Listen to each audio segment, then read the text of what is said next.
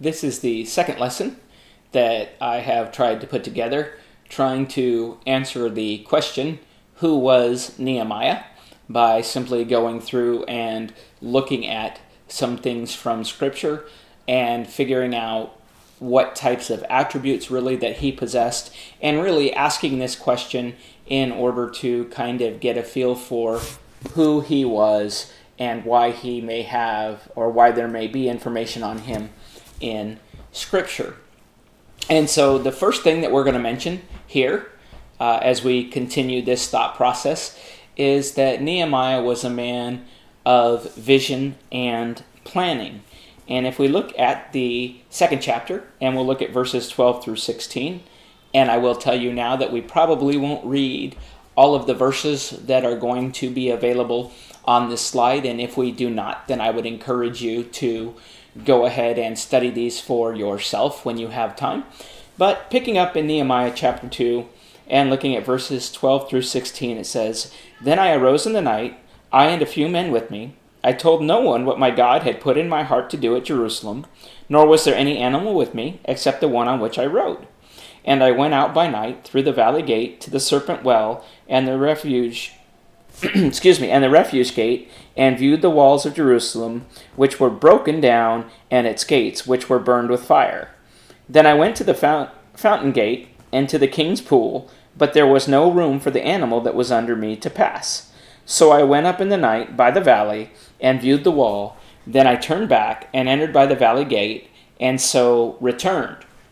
And so what we see here is that Nehemiah is working out a plan. He has a vision for changing the people's condition. We know that the walls were torn down, that the people are in a very, very bad situation, and Nehemiah has a vision of the future. Nehemiah sees that things can be better, and so he is a man that is trying to plan out how to act to make that vision a reality. So he goes out and he inspects the walls at night, takes stock of the rubble and the destruction, and knows what is going to be needed before he ever presents himself to the rulers and the workers. And so he takes the time to have a plan. He has this vision. He takes the time to have a plan in place before he goes and approaches anyone to start to make things happen. And again, as we consider that particular aspect of him, we recognize that we too need to be a people of vision. We too, as Christians, need to be people who can see the opportunity that lies in having a home in heaven, and we need to plan in such a way that we live a life that will allow us to reach that goal. And of course, our vision is a vision of one day being at home in heaven with God the Father and His Son. We see in verses 17 through 20 that Nehemiah is a man also who had the ability to inspire others. "Then I said to them, you see the distress that we are in, how Jerusalem lies waste, and its gates are burned with fire. Come and let us build the wall of Jerusalem, that we may no longer be reproached. And I told them of the hand of my God which had been good upon me, and also the king's words that he had spoken to me. So they said, let us rise up and build. Then they set their hands to do this good work. But when Sanballat the Horonite, Tobiah the Ammonite official, and Geshem the Arab heard of it, they laughed at us and despised us and said, what is this thing that you are doing? Will you rebel against the king? And so I answered them and said to them, the God of heaven himself will prosper us. Therefore we his servants will arise and build, but you have no heritage or right or memorial in Jerusalem. And so we see how he goes about doing this particular type of motivation. He's very open and honest, and he reviews the current situation with the people, talking about how the gates are burned with fire, how the city lies in waste. But he gets them to rally behind him to the point where they say, let us rise up and build, and they set their minds to do it. He's able to rally those workers, he gets them involved, and then he reminds them that it is God's will that this take place, and so he encourages them and reminds them of what God's will is for them and encourages them to do the work. Again, as we try to motivate those that we come in contact with, then we need to review the current situation of what their life may be. We need to get them excited about the idea of making a change because of God's will for them. Remind them of where they're at, but where God wants them to be, and then get them involved and encourage them to take the necessary action and steps toward doing God's will. We find in Nehemiah chapter 3 that he is a man who understood delegation.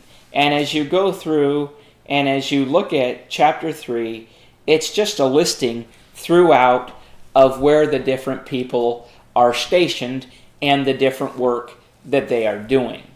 And Nehemiah understood that there was no way that he could do it all himself. Nehemiah understood that this task was greater than one man can handle. And so he knew how to delegate the work to the proper people so that ultimately what needs to get done gets done. We need to, as Christians, once again, understand how to delegate out various tasks based on things that people do well. We have a responsibility to reach out to the lost. We have a responsibility to hospitality. We have a responsibility to sing and make melody. There are a lot of different things that we as Christians have a lot of responsibility to do, both when we come together collectively at the worship service, as well as when we are simply out on our own and interacting with people in the world. Just by way of example, part of the delegation is understanding when we come together those who are willing and able to teach, those who are willing and able to lead in songs, those who are willing and able to lead in the worship service, those who are willing to and able to help keep the building clean. So there's a lot of work that needs to be done both physically and, more importantly, spiritually in the world today. And we need to recognize that we can't do it all on our own. And so we need to recognize how to share the work with others.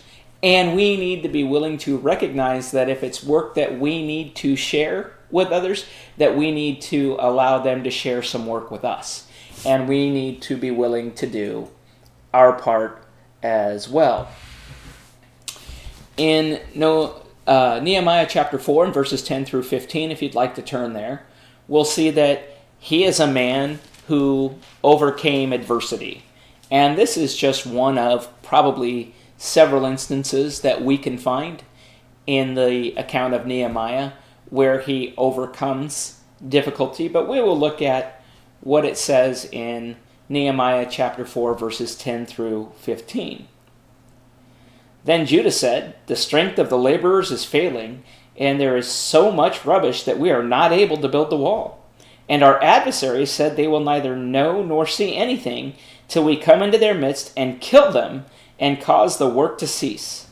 So it was, when the Jews who dwelt near them came, that they told us 10 times, "From whatever place you turn, they will be upon us." Therefore I positioned men behind the lower parts of the wall at the openings, and I set the people according to their families with their swords, their spears, and their bows. And I looked and arose and said to the nobles and to the leaders and to the rest of the people, "Do not be afraid of them. Remember the Lord great and awesome, and fight for your brethren, your sons and your daughters, your wives and your houses."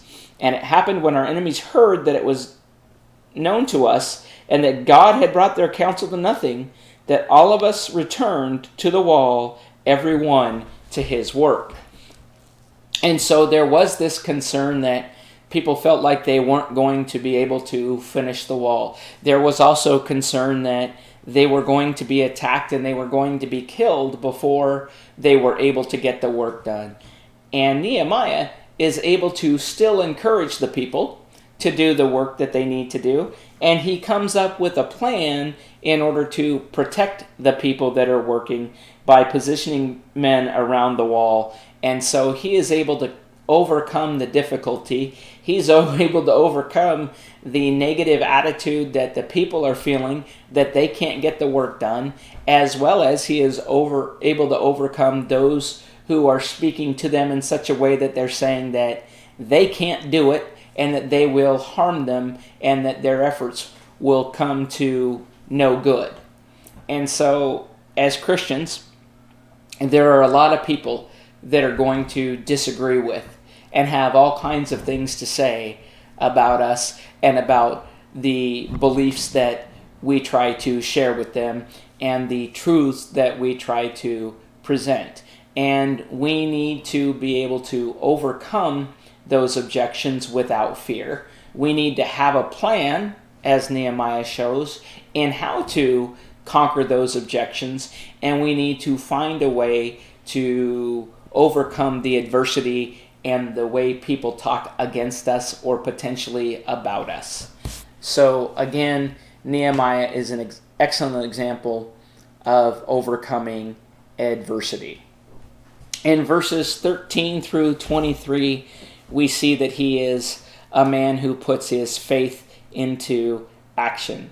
And so as you go through and you read that, you're going to see what it is that he has done. He not only has faith in God, he's not only set up this plan that we started looking at in verses 10 through 15, and in particular in 13, 14, and 15, but he takes action.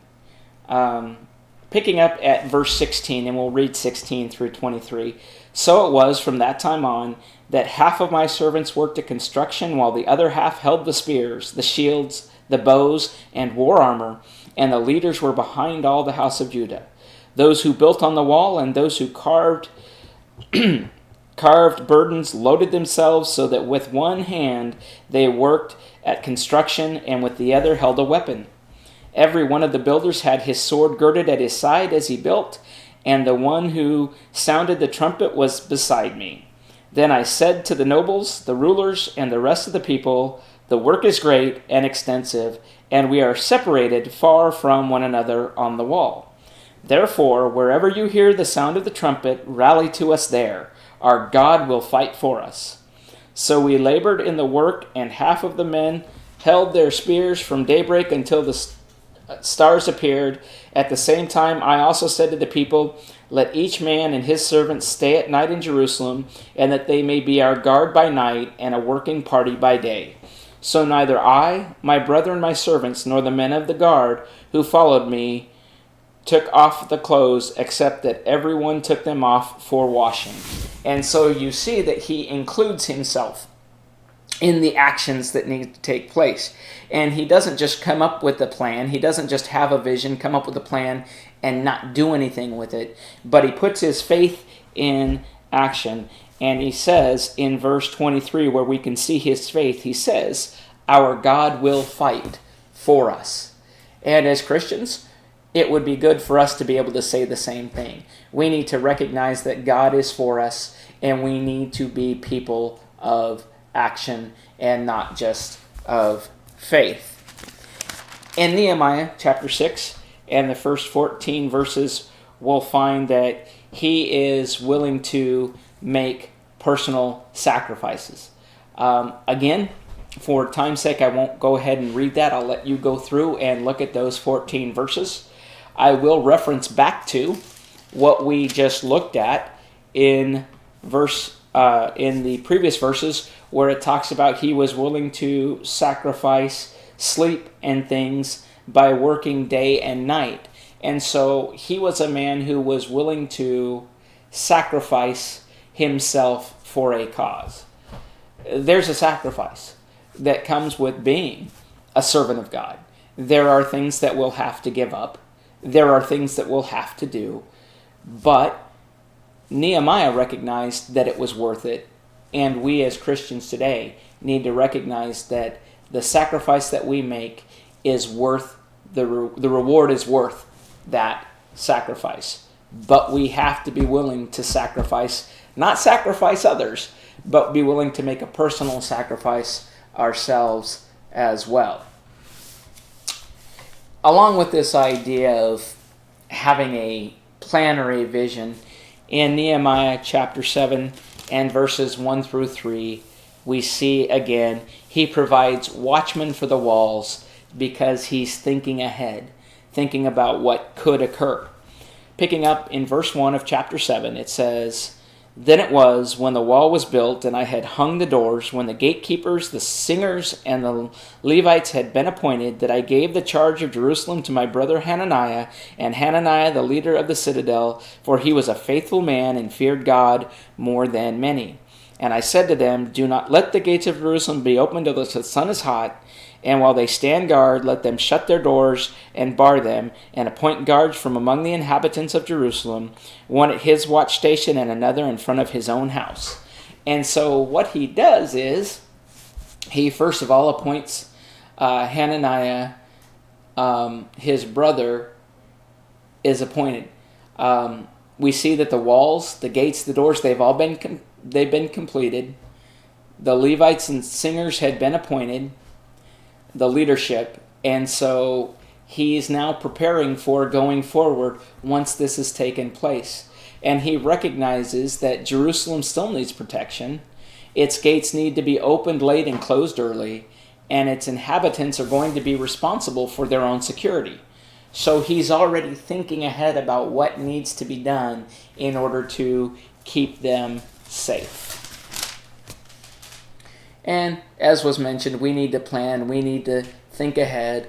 As God's people, we are responsible for our own security, and we need to make sure that we are doing everything that we need to be doing, but that we are also making sure that we are protecting ourselves.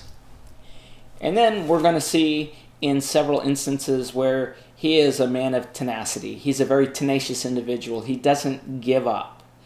We'll first look at Nehemiah chapter 2, verses 19 and 20, which say, "But when Sanballat the Horonite, Tobiah the Ammonite official, and Geshub the Arab heard of it, they laughed at us and despised us and said, 'What is this thing that you are doing? Will you rebel against the king?' And we see his response. He says, 'So I answered them and said to them, the God of heaven himself will prosper us. Therefore we his servants will arise and build, but you have no heritage or memorial in Jerusalem.'" He makes it clear that he is going to be supported by God, and he is going to do God's will, and he doesn't give an inch. He doesn't allow for anyone to scare him or back him off of what he is trying to accomplish. In Nehemiah chapter 4 and verses 1 through 14, we see some of the things that he faces as far as discouragement. Beginning at verse 1, it says, "So it happened when Sanballat heard that we were rebuilding the wall, that he was furious and indignant and mocked the Jews. And he spoke before his brethren and the army of Samaria and said, 'What are these feeble Jews doing? Will they fortify themselves? Will they offer sacrifices? Will they complete it in a day? Will they revive the stories from the heaps of rubbish? The stones from the heaps of rubbish, stones that are burned?' Now Tobiah the Ammonite was beside him, and he said, 'Whatever they build, if even a fox goes upon it, he will break down the same stone wall. Hear, O our God, for we are despised. Turn their reproach on their own heads, and give them as plunder to a land of captivity. Do not cover their iniquity, and do not let their sin be blotted out from before you, for they have provoked you to anger before the builders.'" Verse 6, "So we built the wall, and the entire wall was joined together up to half its height, for the people had a mind to work.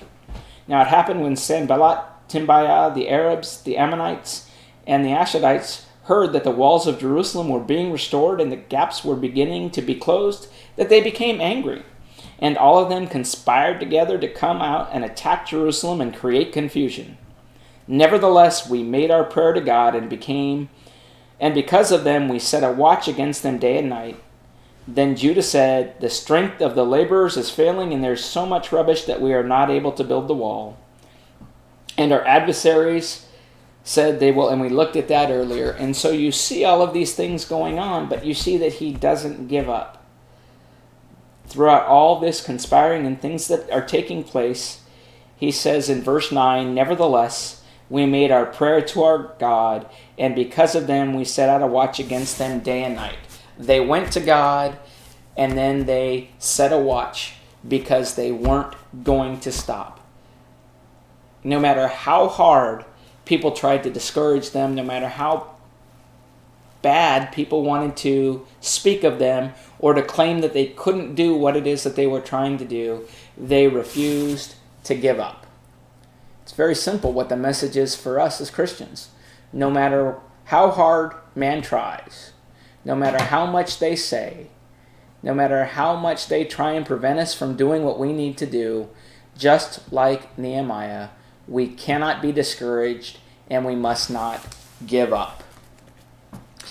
We won't read it, but in chapter 5 in verses 1 through 13, we have an account of how he deals with oppression that exists. And then in Nehemiah chapter 6 and verses 1 through 19, we see how Nehemiah responds to opposition and how he deals with difficult situations. And there's an entire chapter there for you to go through. And the important thing to recognize is that he responds in such a way that he doesn't allow it to cause him to give up. He continues on, as the phrase they say is, he keeps on keeping on. He doesn't allow for the negative to overwhelm him, and he's going to accomplish what God desires for him to accomplish. And then I want to look at Nehemiah's some failures that take place after Nehemiah goes away for a while. And the failure that the people had in living up to the commitments that they had made while he was away.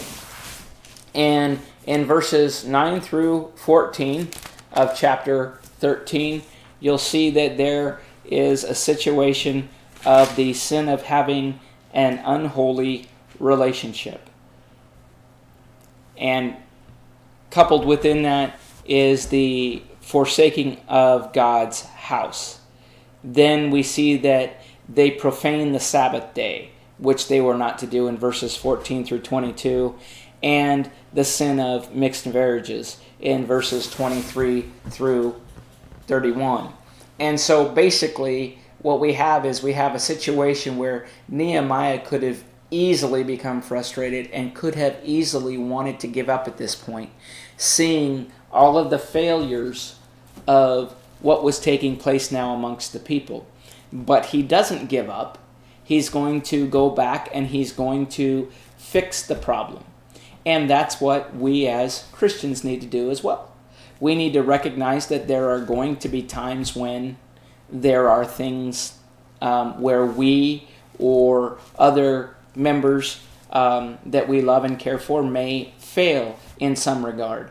And so instead of giving up on ourselves or giving up on them, we need to try to fix ourselves or help others to correct their problems. And we're going to finish out some of the descriptions of Nehemiah by looking at the chart that you see here, which shows that he is a man who knows how to respond to problems or difficult situations.